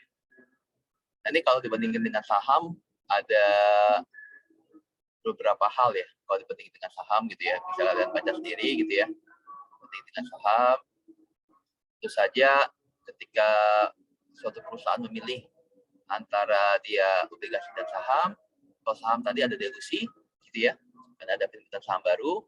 Kalau obligasi nggak ada, tentu saja gitu ya. Nggak ada namanya delusi bagi pemilikan saham bagi punya saham existing. Akan tetapi kalau obligasi itu karena sifatnya utang, ada kewajiban yang harus dibayar pada kurun waktu tertentu, gitu kan? Itu. Jadi itulah dengan pertimbangan kenapa perusahaan tadi yang awal kenapa dia memilih dalam pasar dan loan gitu ya, modalnya dalam hal penerbitan saham, dan ini dalam hal dia pasar modal antara dia menerbitkan saham baru dengan dia menerbitkan obligasi untuk tambahan pendanaan.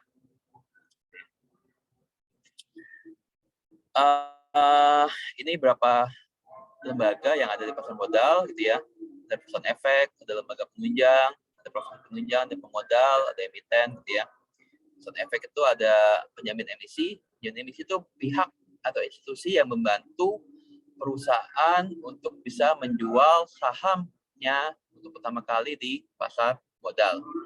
Dan dia juga bisa menjamin nih ketika ada saham yang tidak terjual di pasar modal gitu ya. Jadi ketika ada saham yang misalkan ya target perusahaan 100.000 lembar saham, tapi yang terjual cuma 90.000. Nah, 10.000-nya ini dibeli oleh penjamin emisi, bisa dilakukan hal seperti itu ya. Tapi itu bisa ada komisi-komisi tertentu. Lalu perantara pedagang efek, itu ya pihak yang ya kalau kita beli saham, kita kan bisa ke Mandiri Sekuritas, ke BCA Sekuritas, gitu ya, untuk beli saham ini perantara pedagang efek. Lalu ada manajer investasi gitu ya, kita tahu manajer investasi yang membantu kita untuk portfolio kita untuk membeli sejumlah efek gitu ya. Nah, ada perusahaan yang dia sebagai penjamin emisi dan dia juga sebagai perantara pedagang efek dan sekaligus sebagai manajer investasi gitu kan, ada juga gitu kan.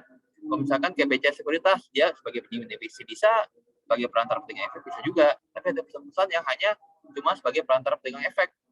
Itu ada juga tuh. Misalkan kita beli saham di Bibit atau di Ajaib ya. Nah, itu mereka hanya sebagai perantara pedagang efek, tapi mereka bukan sebagai penjamin emisi gitu ya. Lalu ada lembaga penunjang, biro administrasi efek yang melakukan pencatatan, ada kustodian yang melakukan penyimpanan atas efek atau saham yang dibeli gitu ya. Kan kita nggak megang sahamnya secara langsung ya. Ini ada kustodian yang menyimpan gitu ya. Lalu ada wali amanat, lalu ada perusahaan pemikat efek, ada lembaga pendana efek nih sebenarnya untuk obligasi ya. Bukan saham, tapi kepada obligasi. Lalu ada profesi penunjang, ada akuntan, perusahaan hukum, penilai, notaris, dan lain sebagainya. Kita bisa memahami lah, namanya perusahaan akan melantai, ya pastinya ada sebagai emiten, dia pastinya membutuhkan ada laporan keuangan beberapa bulan terakhir, ada jasa konsultan hukum gitu ya, maupun due diligence terhadap aset perusahaan, misalkan itu ada penilai, yang melakukan penilaian benar nggak sih asetnya yang akan aset perusahaan itu nilai sekian sesuai dengan laporan keuangannya, lalu ada notaris, ya, dan lain sebagainya. Lalu ada pemodal, bisa asing, bisa domestik. Yang asing itu biasanya agak sensitif ya, ada isu sedikit pasar modal, mereka langsung melepaskan gitu ya, sahamnya di pasar modal gitu ya. Ya itu kalau sahamnya dilepasin cuma sedikit sih, nggak masalah. Tapi kalau berbondong-bondong, ya itu yang jadi masalah. Karena itu kepemilikan domestik di pasar modal itu sangat diharapkan gitu ya. Karena domestik itu biasanya lebih tangguh lah. Karena asing itu biasanya lebih sensitif. Ada isu sedikit di Indonesia gitu, mereka biasanya lepas gitu kan. Dari investasi ke negara lain yang dinilai lebih aman. Lalu ada penasihat investasi, ada APERT itu Asosiasi Pedagang Reksadana gitu ya. Lalu ada emiten itu perusahaan yang perusahaan publik lah, gitu ya. Nah, ini struktur lebih simpelnya mengenai struktur lembaga pasar modal. Sebelumnya saya lupa nih. Jadi ada bursa efek, lembaga penjaminan, dan lembaga penyimpanan dan penyelesaian itu dinamakan self regulatory organization, gitu ya. Jadi lembaga-lembaga yang bisa mengatur, membuat peraturan untuk dirinya sendiri, gitu ya. Ini bursa efek, nih bursa efek Indonesia udah nggak ada lagi bursa efek Surabaya ya, dan bursa efek Jakarta tahun 2014, 2013 ya, masih ada bursa efek Jakarta ya, yang kemudian dia melebur dengan bursa efek Surabaya, merger menjadi bursa efek Indonesia, konsolidasi sih namanya. Konsolidasi menjadi bursa efek Indonesia.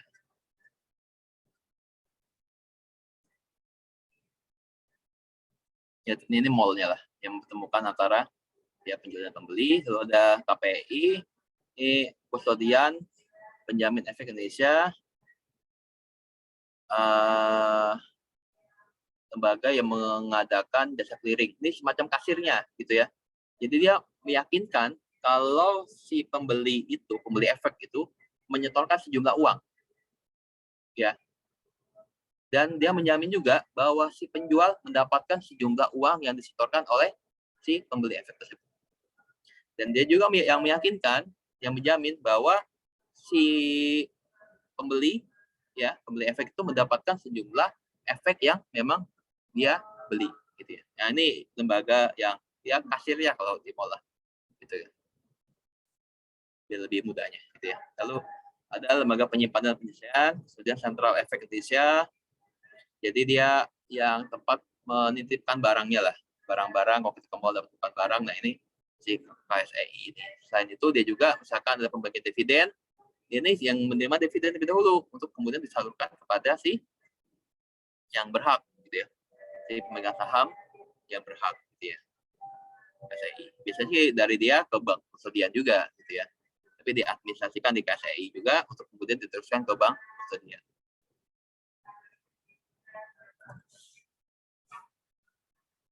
Lalu perusahaan efek, gitu ya, tadi udah kita bahas ya, macam-macam. Ada listnya perusahaan efek di bursa efek. Kalau kalian buka web bursa efek itu ada A sampai Z, gitu ya, ada ratusan perusahaan efek ya. Lalu wakil perusahaan efek itu maksudnya individunya ya, individunya. Lalu ada lembaga penunjang, tadi udah kita bahas sedikit, gitu ya. Ada profesi penunjang. Ini ada pengawasan industri jasa keuangan, OJK sebagai lembaga yang mengawasi pasar modal, gitu ya. Selain pasar modal, OJK pun mengawasi dana pensiun, pembiayaan, perbankan, dan sebagainya. OJK itu dibentuk dengan Undang-Undang tahun 2011. Sebelum OJK itu ada Bapepom LK. Bapepom LK itu suatu lembaga yang berada di bawah Kementerian Keuangan, gitu ya. Ada beberapa undang OJK, gitu ya, undang pengaturan, pengawasan, gitu ya, pencegahan kerugian, pengaduan konsumen, dan pembelaan hukum. Jadi kalau kalian merasa dirugikan, kalian tahu ada misalkan fintech gitu ya, yang nggak ada lisensinya, kalian bisa melaporkan ke OJK, gitu ya.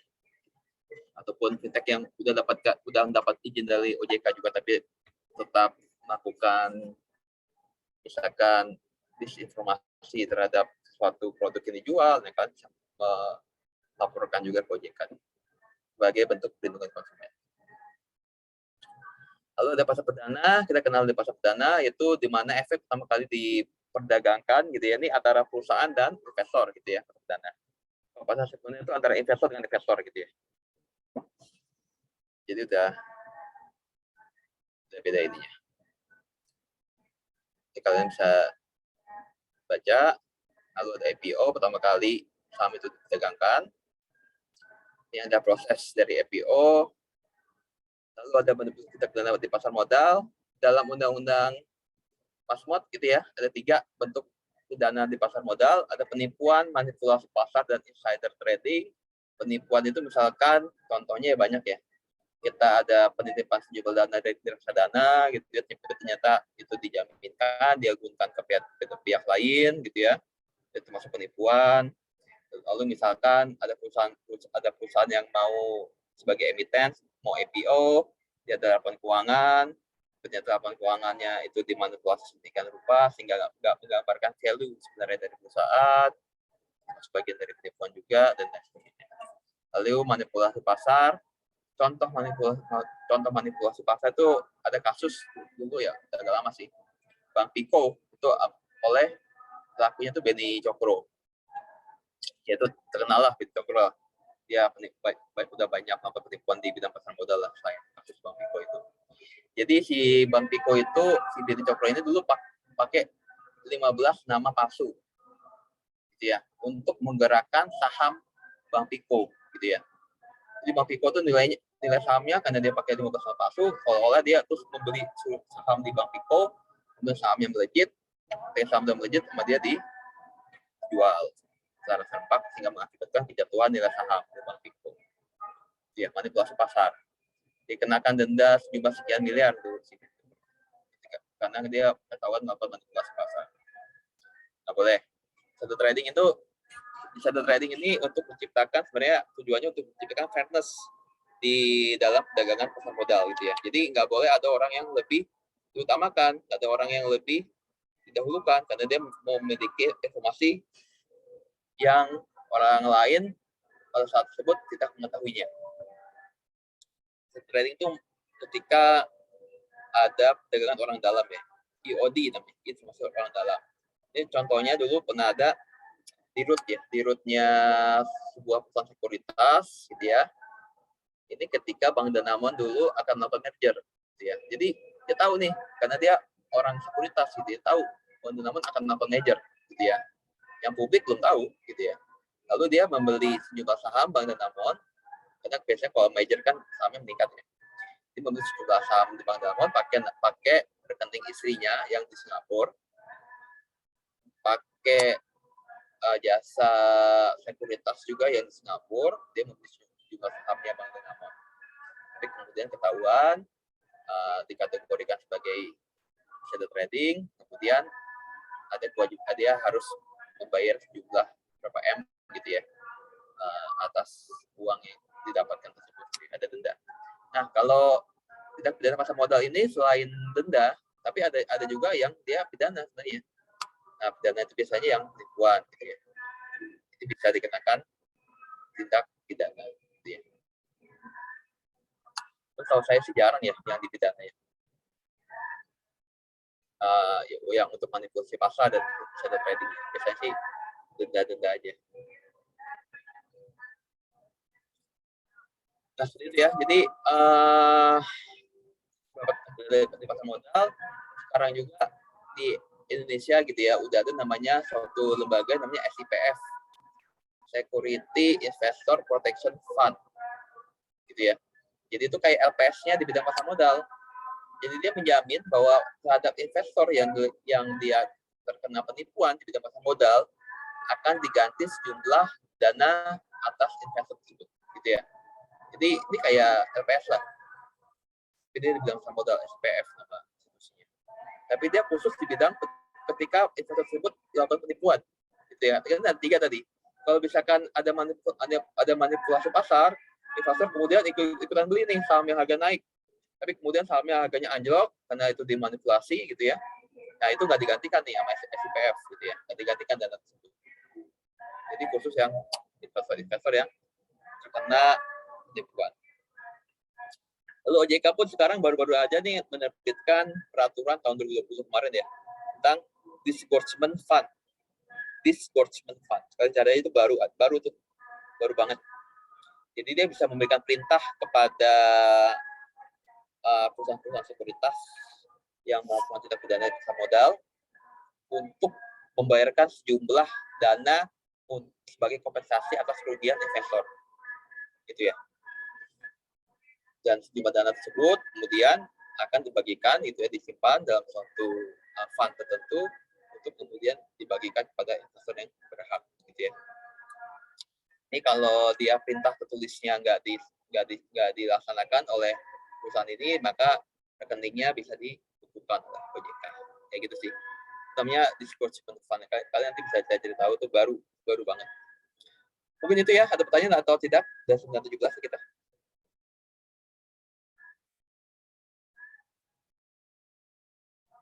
Silakan kalau ada pertanyaan.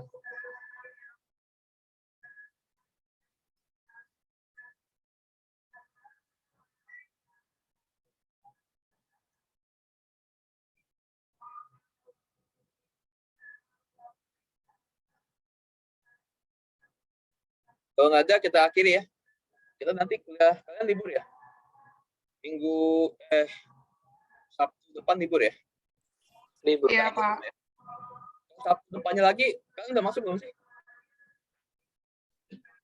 Belum, Pak. Sabtu Libur. tanggal 25 pasti libur lah. Iya Pak, Sabtu libur. depannya lagi, Kayaknya masuk Pak. Liburnya seminggu kalau nggak salah. Masuknya sampai tanggal 2 ya? Iya, hampir tanggal 2. 2. Berarti masih libur dong? Iya, tanggal 1 hari Sabtu masih libur, Pak. Berarti belum bisa kuliah, belum bisa Sabtu depan, belum bisa lagi ya? Jadi, tanggal 25 oke nggak bisa. Tapi Sabtu depannya lagi berarti nggak bisa juga ya?